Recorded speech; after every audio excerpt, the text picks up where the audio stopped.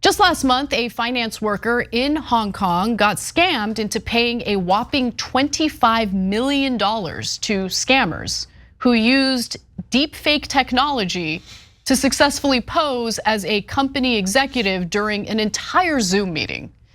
Now, Hong Kong police have yet to reveal the identity of the company or the worker who got scammed, but here's what we do know based on the reporting.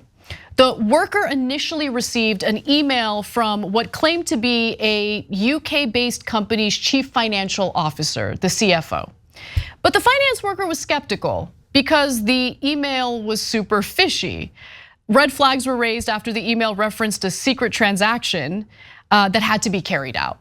But then things got even weirder, okay? The worker was later persuaded that no, this actually isn't a scam at all, because during a Zoom call with the CFO and other colleagues they knew, the worker ended up getting persuaded that like, no, I'm talking to a real person. This is legit, right? And so let's move forward with this deal. Now, the worker was later persuaded. However, let's talk a little bit about what happened here. So here's what the Hong Kong police suspects happened.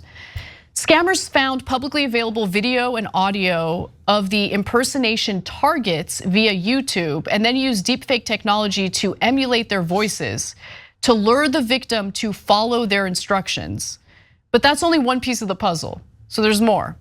The fraud in Hong Kong almost certainly used real-time deepfakes, meaning that the fake executive mirrored the scammer as they listened, talked and nodded during the meeting. According to David Mayman, a criminology professor at Georgia State University, online fraudsters have been using real-time deepfakes on video calls since at least last year for smaller scale fraud, including romance scams.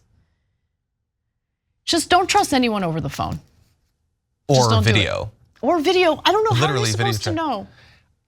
I mean, I just saw this and I thought this is an interesting story, like the specifics of this, but the wider thing is just we're screwed. Like, because you expect, like people are just starting to understand what a deepfake is. And they probably think, as I thought prior to this story, that it's the sort of thing where you have to take actual video and then you take video faces, you train a model, it's complex, and then eventually you can sort of put it onto there and maybe it's persuasive. This is so far past that. I know. That you don't have to do it like in advance or whatever. You can just have it match. And for some people, there's so much publicly available video and audio of them that like this is going, eventually there's gonna be an app where you're gonna input a name, it's gonna search, it's gonna gather, like how are we going to deal with this? So many people have shown themselves to be so easily scammable. We might have millions of people watching this show, but you can be the difference maker because we just need 1% of our audience to be paid members, and then this show can be around forever. So you can make that difference. Click join now. I mean, luckily for us, there isn't like a giant, inventory of video featuring us on the internet that people can use for their scams. Like, no, this is devastating. It's devastating all around. In fact, the person I referenced earlier, David Mayman, who's a criminology professor at Georgia State University, he actually uploaded a video of the technology he's referring to working in action on LinkedIn. So that's what you're looking at right now. The man you see on the left of the screen is the fraudster. The man in the middle, whose identity is hidden, is the victim. The woman you see on the right side of the screen is what the victim is seeing on their screen. In other words, she's the deepfake. That's not a real person. That is a deepfake. I mean, based on that video, it doesn't seem super convincing. I know, but it looks like a real person. It's also like, if I'm gonna hand over $25 million, I'm gonna need to see like an office behind you or something, a little bit of context. I came across an ad just yesterday featuring Ivanka Trump, and it was a deep fake of Ivanka Trump trying to sell something. Yeah. And I'm like, did she really try to sell this product? And I'm like, wait, this isn't her. This is a deep fake, this isn't her. But it took a while for me to realize it wasn't actually her. No, I mean, look, obviously I don't agree with her and everything, but I feel bad that she's gonna be deep faked into ads and God only knows what Donald Trump is gonna use those deep fakes for. So it's bad for her. Coming and going. No, it's technology that I don't think we have a grasp on. People don't understand how advanced it already is.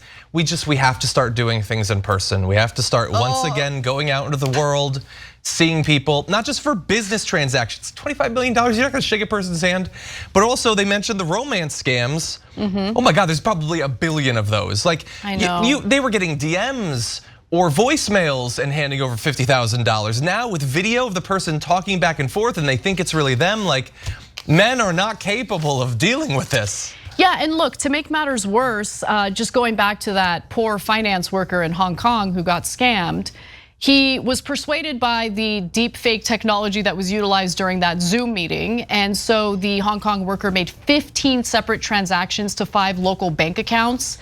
About a week after they were duped, the worker had no choice but ended up telling the company's head office about the incident.